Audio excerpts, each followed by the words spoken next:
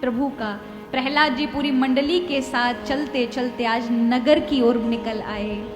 सभी देख रहे हैं, जो देखता है अगर स्पर्श कर जाता है तो वो भी भगवान के नारायण के नाम में चल पड़ता है। लोग दूर दूर हैं हिरण्यकश्यप के डर से, कहीं हम जाकर पहुंच गए तो मार डालेगा, लेकिन भगवान नाम का स्पर्श, चलते जा रहे हैं सब। भज नारायण श्री हरि हरि, जय नारायण श्री हरि, भज नारायण श्री हरि हरि, जय नारायण श्री हरि हरि, भज नारायण श्री हरि हरि, जय नारायण श्री हरि हरि, भज नारायण श्री हरि हरि, जय नारायण श्री हरि हरि, नारायण जय जय नारायण, नारायण जय जय नारायण, नारायण जय जय नारायण, नारायण जय जय नारायण, भज मन तू जय जय नारायण, भज मन तू जय जय नारायण, भज मन तू जय जय नारायण,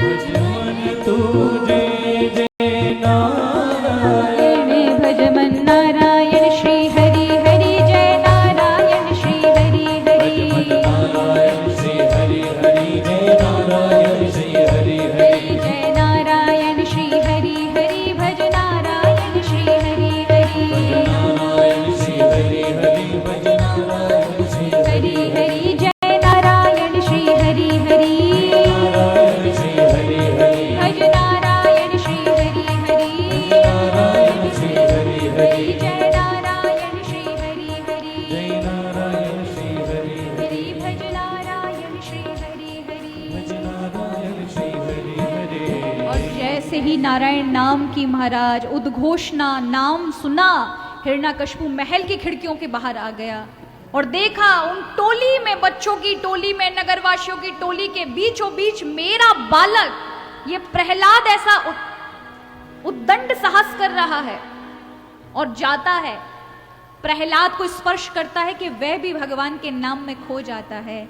लेकिन जैसे ही कीर्तन बंद होता है, आज चेतना आती है, अरे ये मुझे छोड़ करके मेरे शत्रु का नाम लेता है, लेकर आया और आज सभा के बीचों बीच एक सिंहासन लगवाया और एक अग्नि से तपता हुआ खंबा अग्नि में जल रहा था और कहता है आज निर्णय हो ही जाए, देख लो सभा, आज मैं अपने ही खून को, अपने ही रक्त को तुम्हारे सामने मृत्यु के घाट उतारूंगा। मेरे शत्रु के नाम लेने का अंतिम परिणाम क्या होगा वो तुम्हें पता चलेगा। सभी सभा के जितने भी लोग हैं देख रहे हैं, क्या साक्षात में भगवान आएंगे? जिसको बचाते थे हमेशा वो भगवान क्या आ पाएंगे? और उस समय सबको लग रहा है क्या सच में जो प्रहलाद का विश्वास है भगवान उसे बचाते हैं, क्या आएंगे? और उस समय प्रहलाद कहते हैं, पिताजी मेरे परमात्मा कहाँ नहीं है?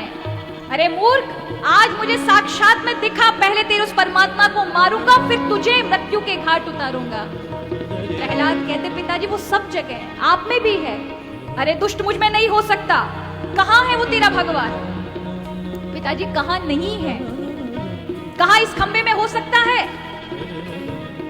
पिताजी वो तो हर जगत में है, जो बिना खंबे के आकाश खड़ा है उसमें भी स्थित है, तो इस खंबे में क्यों नहीं हो सकता? हंसता है, अरे इस खंबे में महीने भर से तपा रहा हूं अग्नि में, तेरा वो विष्णु जल के मर गया होगा। हंसता है और दौड़ करके अपनी गदा को घुमाता हुआ एक खंबे में जोरदार प्रहार करता है। खंबे को जैसे ही प्रहार लगा, सब सभा एकदम सन्न रह गई। क्या इसमें से भगवान निकलेंगे? कुछ नहीं हुआ। अट्ठास करता हुआ, घूमता हुआ खंबे के चारों ओर अपने पुत्र को कहता है, देख तेरा विष्णु डर गया मुझसे। और प्रहलाद दोनों हाथ जोड़ करके देखते हैं कि सारी सभा देख रही है। हे प्रभु, आज इन भक्तों का, इन पूरी मानवों के विश्वास को जगाने के लिए आपको आना चाहिए, मेरे लिए नहीं, लेकिन संसार को ये दिखाने के लिए कि आप वास्तव में अपने भक्त की रक्षा करते हैं, हाथ जोड़ के प्रार्थना करते हैं। हिरण्यकशिपु कहता है, अरे दुष्ट मुझसे क्षमा मांग, ये खंबे से क्या मांगता है, अभी बताता हूं इस खंबे के 2 टुकड़े करके। और जैसे फिर दोबारा गदा को घुमा के एक प्रहार करता है, थोड़ा गड़गड़ाहट हुई लेकिन फिर भी कुछ नहीं, गुस्सा होते हुए फिर तीसरे प्रहार के लिए गदा घुमाते हुए जो जोरदार प्रहार करता है, और अचानक से खंबा फटा और उसमें नरसिंह भगवान हुंकार भरते हुए वहां प्रकट हो जाते हैं। बोले नरसिंह भगवान की।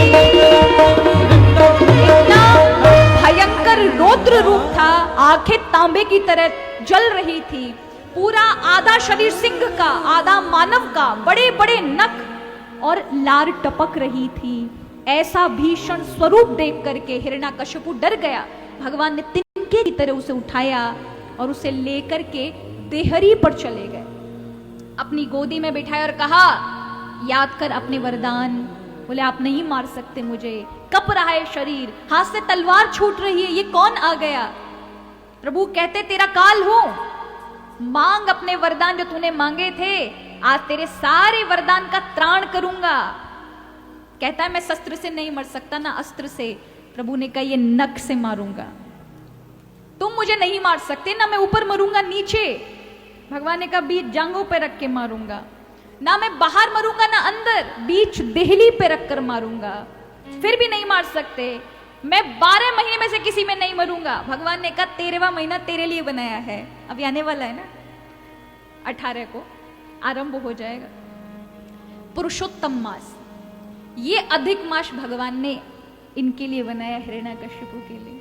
ना देवताओं से मर सकता, ना मनुष्यों से। प्रभु ने कहा, कहां से मनुष्य और कहां से देव हूं मैं, फिर भी नहीं मार सकते आप मुझे। मैं ब्रह्मा की बनाई हुई सृष्टि में से नहीं मर सकता।